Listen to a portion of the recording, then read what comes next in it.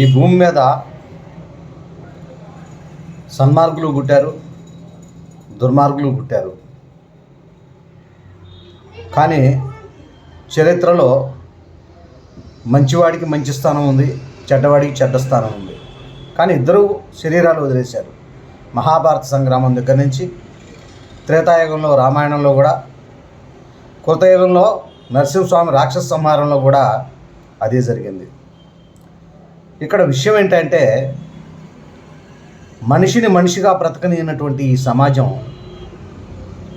ఎవడైతే మంచివాడు ఉన్నాడో వాడి మీద తనకున్న బలంతో, తనకున్న బలగాలతో చిత్రహింసలకు గురి చేసి మనిషిని ఎలా అధపాతాలను తొక్కేయాలా, కక్షగట్టి కక్ష సాధింపుగా ఎలా చేయాలనేది చేస్తూనే ఉన్నారు. అయితే ఇక్కడ మరి రాజుల రాజ్యాలు ఏమయ్యాయంటే, ఎంత ధర్మప్రభువులైనప్పటికీ కూడా వాళ్ళు తెలుసో తెలియకో అమాయకుల్ని బలి చేసి వాళ్ళని చిత్రహింసలు పెట్టి వాళ్ళకి శిక్షలు వేసి వాడి కన్నీటికి వారి యొక్క దీనస్థితికి కారకుడై ప్రకృతి భగవంతుడు చూసి వాళ్ళ రాజ్యాల్ని వారికన్నా బలవంతుల చేత కానీ అనేక రకాల రోగాల చేత కానీ సర్వనాశనం అయిపోయాయి. పెద్ద పెద్ద రాజ్యాలు, మంది మార్గబలం అన్నీ ఉన్నాయి, బంధుగణాలు అన్నీ ఉన్నాయి, అధికారం ఉంది, ఆయుధాలు ఉన్నాయి, వాహనాలు ఉన్నాయి. కానీ ఒక ధర్మం పరుడైనటువంటి నిరపరాధిని శిక్షించినటువంటి రాజ్యాలన్నీ కూడా పతనమైపోయాయి.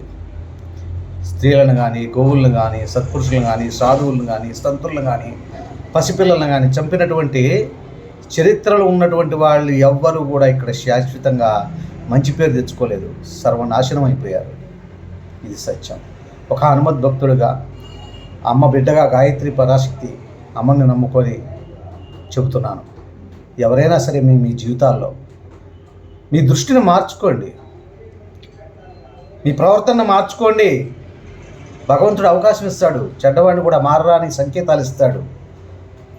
అలా మారినప్పుడు అంతా శుభమే జరుగుతుంది.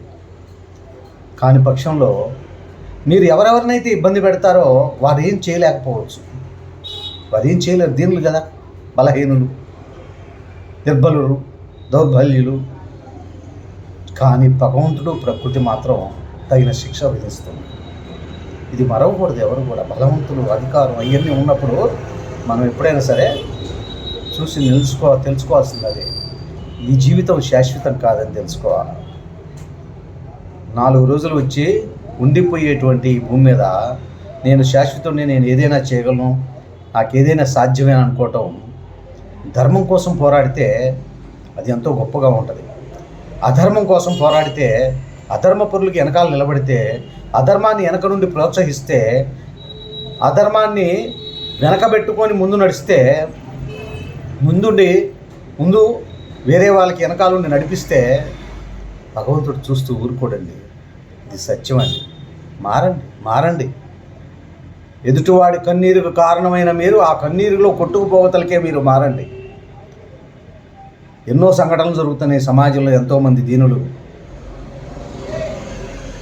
నీడ లేకుండా చేసి, బ్రతుకు లేకుండా చేసి, ఇబ్బందులు పాలు చేసినటువంటి వాళ్ళందరూ కూడా నేను ఒకే ఒక మాట చెబుతున్నాను, ఆ దీనుల కన్నీరు మీకు, మీ వంశాలకి, మీ కుటుంబాలకి, మీ జీవితాలకి, మీ పిల్ల పాపలకి మంచిది కాదు, మీ భవిష్యత్తుకి మంచిది కాదు. ఎంతోమందిని చూస్తున్నాం. చరిత్ర చూడండి, చరిత్ర చదవండి. చరిత్ర యొక్క చెబుతున్నటువంటి విధానం అదే. నువ్వు ఏది చేస్తావో అదే తిరిగి పొందుతావు. ధర్మో రక్షితి రక్షిత. ఓం శాంతి శాంతి శాంతి.